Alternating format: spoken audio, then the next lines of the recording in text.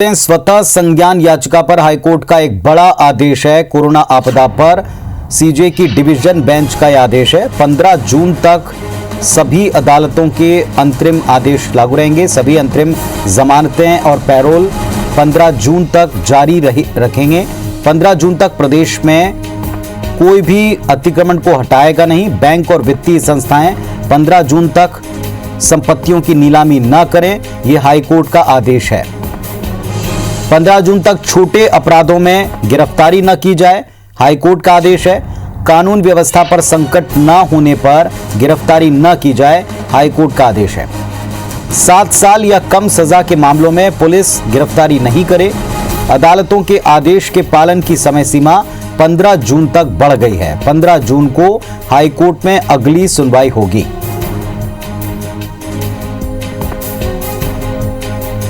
तो बड़ी खबर, स्वतः संज्ञान याचिका पर हाईकोर्ट का एक बड़ा आदेश। कोरोना आपदा की स्थिति को देखते हुए सीजे की डिवीजन बेंच ने आदेश दिया कि 15 जून तक सभी अदालतों के अंतरिम आदेश लागू रहेंगे। सभी अंतरिम जमानतें, पैरोल 15 जून तक बढ़ाई गई।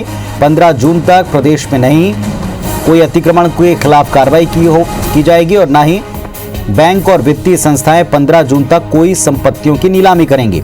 15 जून तक छोटे अपराधों में गिरफ्तारी नहीं होगी। कानून व्यवस्था पर संकट नहीं होगा तो गिरफ्तारी न की जाए, हाईकोर्ट का आदेश है।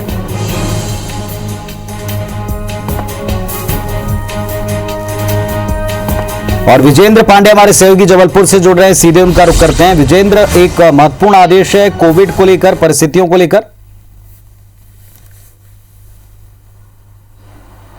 बेशक पुनीत, बेहद महत्वपूर्ण और अभूतपूर्व फैसला, आदेश एक तरह से ये न्यायपालिका का माना जा सकता है। बता दूं आपको कि मध्य प्रदेश में बेकाबू हो रहे कोरोना संक्रमण के बीच में जब तमाम अदालतों में भी लगातार पॉजिटिव केसेस पाए जा रहे थे और उसके अलावा पब्लिक डोमेन में भी जिस तरह से तमाम शहरों में बड़ी संख्या में, सैकड़ों की तादाद में, हज़ारों की भी तादाद में रोज़ाना कोविड मरीज सामने आ रहे हैं, ऐसे में हाईकोर्ट ने स्वतः संज्ञान लिया था और इस मामले पर चीफ जस्टिस मोहम्मद रफ़ीक की डिवीज़न बेंच ने एक बेहद महत्वपूर्ण आदेश सुनाया है और ये साफ किया है कि 15 जून तक तमाम तरह की अदालतें हैं, जिसमें हाई कोर्ट भी शामिल है, सिविल न्यायालय शामिल है, जिला अदालतें, फैमिली कोर्ट, लेबर कोर्ट, साथ ही साथ जो ट्रिब्यूनल्स हैं उनके भी तमाम आदेश जो जारी किए जा चुके हैं वो 15 जून तक लागू रहेंगे। साथ ही साथ तमाम मामलों में जो अंतरिम आदेशों के अलावा जो अंतरिम जमानतें दी गई हैं या कैदियों को पेरोल पर छोड़ा गया है, इसकी मियाद भी 15 जून तक बढ़ा दी गई है। साथ ही साथ हाई कोर्ट ने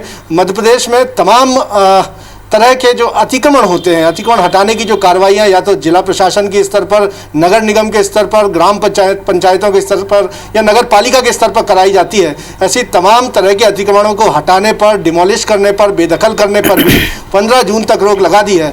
और तो और हाईकोर्ट ने एक बड़ा निर्देश दिया है जिसके तहत ये कहा है कि अनटिल एंड अनलेस, जब तक ऐसी स्थिति ना हो कि कानून व्यवस्था के लिए बड़ा कोई थ्रेट है, बड़ा कोई खतरा है, तब तक 7 साल से कम सज़ा वाले जो अपराध होते हैं, संज्ञेय अपराध, उसमें आरोपियों की गिरफ्तारी ना की जाए। हाईकोर्ट ने यह साफ आदेश दिया है ताकि कोविड जो जिस तरह से फैल रहा है, पुलिस प्रशासन के भी तमाम लोग पॉजिटिव आए हैं, तमाम पुलिसकर्मी पॉजिटिव आए हैं, उनको भी बचाने की दिशा में ये साफ आदेश है कि जब तक कानून व्यवस्था के लिए कोई बड़ा खतरा नहीं है तब तक छोटे अपराधों पर पुलिस गिरफ्तारी ना करे। साथ ही साथ बड़े विस्तृत दिशा निर्देश कोर्ट ने इस पूरे मामले पर दिए हैं और ये भी कहा है कि बैंक और तमाम जो वित्तीय संस्थान होते हैं जो लगातार वसूली के लिए कार्रवाई करती हैं या संपत्तियों की नीलामी करती हैं, तो तमाम तरह की नीलामी प्रक्रिया भी मध्य प्रदेश में, पूरे मध्य प्रदेश में 15 जून तक रोकने के आदेश जो है हाईकोर्ट ने दिए हैं। और ये कहा है कि तमाम अदालतों की ओर से जिस तरह से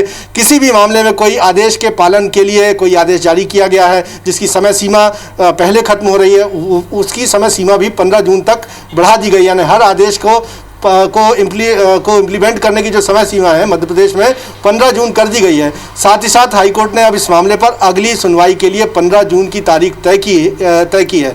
बता दूं आज की इस सुमोटो पिटीशन पर हाईकोर्ट ने जो स्वतः संज्ञान लिया है उस पर वर्चुअल मोड पर हाईकोर्ट ने सुनवाई की और इसमें तमाम जो जिला बार एसोसिएशन से लेकर खासतौर पर स्टेट बार काउंसिल के जो अध्यक्ष हैं, हाईकोर्ट बार एसोसिएशन के अध्यक्ष हैं, वो भी वर्चुअली जुड़े इस मामले पर और मध्य प्रदेश के जो महाधिवक्ता हैं पुरुषेंद्र कौरव वो भी वर्चुअली जुड़े हुए थे और इस सुनवाई के दौरान हाई कोर्ट ने ये बड़ा आदेश दिया है और ये कहा है कि इसको वाइडली पब्लिश किया जाए, सरकार को बताया जाए और केंद्र और राज्य सरकार को इन तमाम दिशा निर्देशों का पालन सुनिश्चित करने का आदेश हाई कोर्ट की डिवीज़न बेंच ने दिया है, चीफ जस्टिस की डिवीज़न बेंच ने दिया है। तो माना जा सकता है कि कोरोना आपदा के बीच में जिस तरह से लगातार संक्रमण फैल रहा था, न्यायपालिका ने मध्य प्रदेश की एक अभूतपूर्व ये फैसला लिया जिसमें 15 जून तक की मियाद तमाम महत्वपूर्ण मामलों पर आदेशों के पालन में बढ़ा दी गई है। साथ ही साथ गिरफ्तारी, छोटे मोटे मामलों पर गिरफ्तारी से लेकर डिमोलिशन, एनक्रोचमेंट हटाने की जो कार्रवाई होती है उन पर भी रोक रहेगी। तमाम तरह की जो नीलामी की प्रक्रियाएं हैं